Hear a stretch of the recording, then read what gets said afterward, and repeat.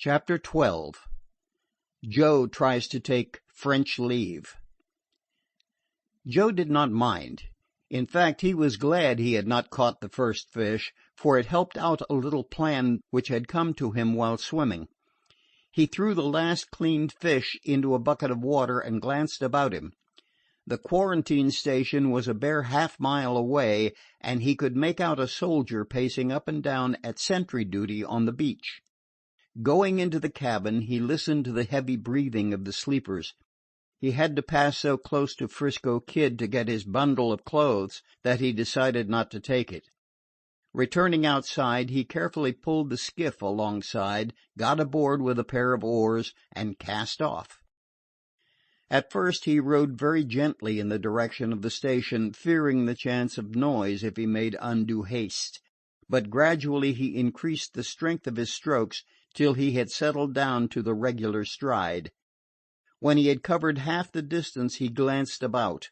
Escape was sure now, for he knew, even if he were discovered, that it would be impossible for the Dazzler to get under way and head him off before he made the land and the protection of the man who wore the uniform of Uncle Sam's soldiers. The report of a gun came to him from the shore, but his back was in that direction and he did not bother to turn around. A second report followed, and a bullet cut the water within a couple of feet of his oar blade. This time he did turn around. The soldier on the beach was leveling his rifle at him for a third shot.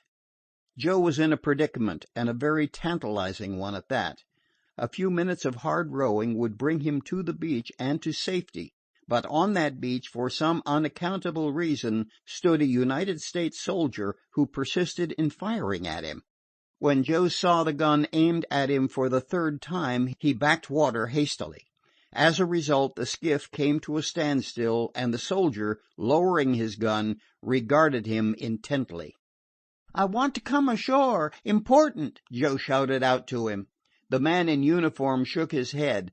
"But it's important, I tell you. Won't you let me come ashore?" He took a hurried look in the direction of the Dazzler. The shots had evidently awakened French Pete, for the mainsail had been hoisted, and as he looked he saw the anchor broken out and the jib flung to the breeze. "Can't land here," the soldier shouted back. "Smallpox." "But I must," he cried, choking down a half-sob and preparing to row. "Then I'll shoot you," was the cheering response, and the rifle came to shoulder again. Joe thought rapidly. The island was large. Perhaps there were no soldiers farther on, and if he only once got ashore he did not care how quickly they captured him. He might catch the smallpox, but even that was better than going back to the Bay pirates. He whirled the skiff half about to the right and threw all his strength against the oars.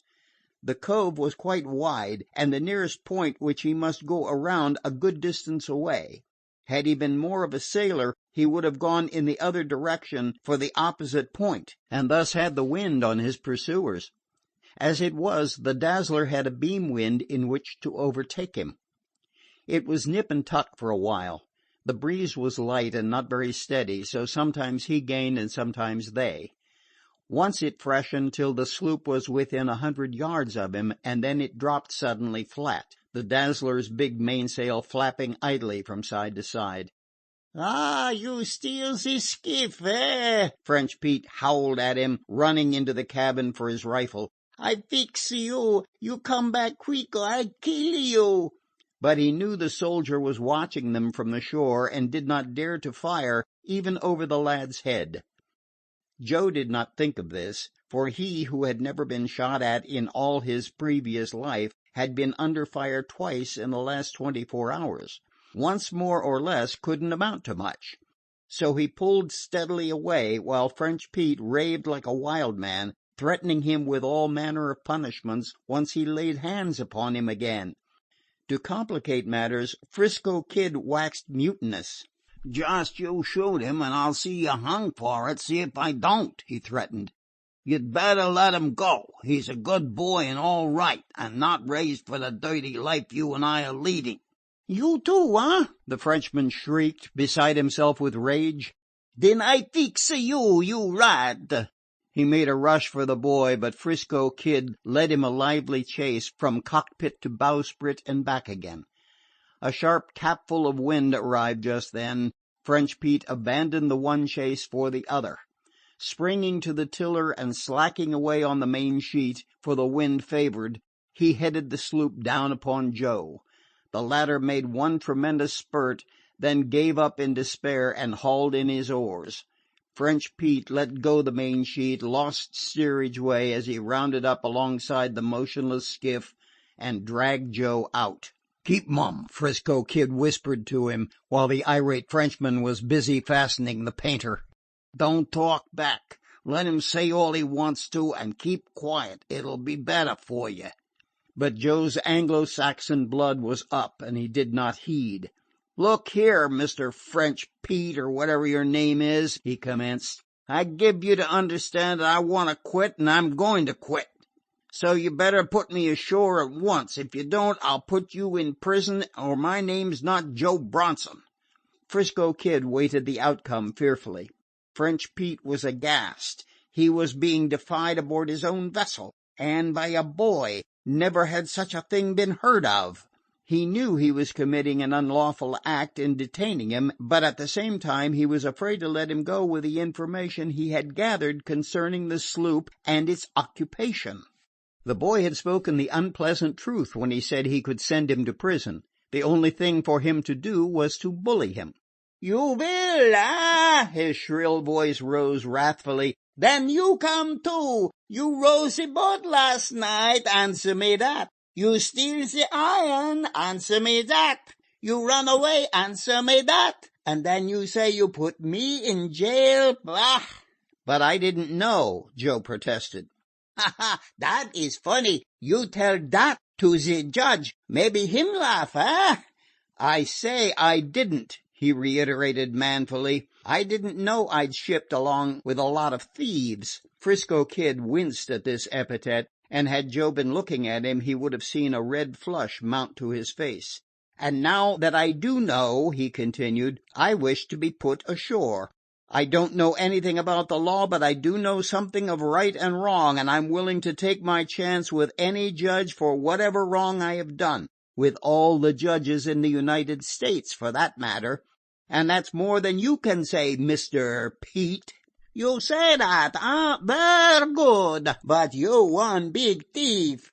"I'm not. Don't you dare call me that again." Joe's face was pale and he was trembling, but not with fear. "Thief!" the Frenchman taunted back. "You lie." Joe had not been a boy among boys for nothing. He knew the penalty which attached itself to the words he had just spoken, and he expected to receive it.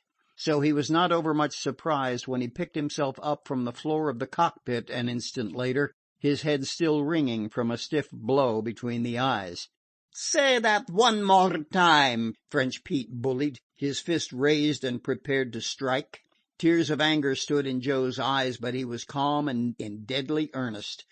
"When you say I am a thief, Pete, you lie. You can kill me, but still I will say you lie." "No, you don't." 'Frisco Kid had darted in like a cat, preventing a second blow, and shoving the Frenchman back across the cockpit. "You'll leave the boy alone," he continued, suddenly unshipping and arming himself with a heavy iron tiller, and standing between them. "This thing's gone just about as far as it's going to go. You big fool, can't you see the stuff the boy's made of? He speaks true. He's right, and he knows it, and you could kill him, and he wouldn't give in. There's my hand on it, Joe." He turned and extended his hand to Joe, who returned the grip. "You got spunk, and you're not afraid to show it." French Pete's mouth twisted itself in a sickly smile, but the evil gleam in his eyes gave it the lie. He shrugged his shoulders and said, "Aha, so he does not desire that I call him the pet names. It is only the sailorman play. Let us, what you call, forgive and forget. Very good. Forgive and forget." He reached out his hand, but Joe refused to take it. 'Frisco Kid nodded approval, while French Pete, still shrugging his shoulders and smiling, passed into the cabin. "Slack off the main sheet," he called, "and run down for Hunter's Point. For one time I will cook the dinner, and then you will say that it is a very good dinner. Ha ha! French Pete is the great cook." "That's the way he always does. Gets real good and cooks when he wants to make up," 'Frisco Kid hazarded, slipping the tiller into the rudder head and obeying the order.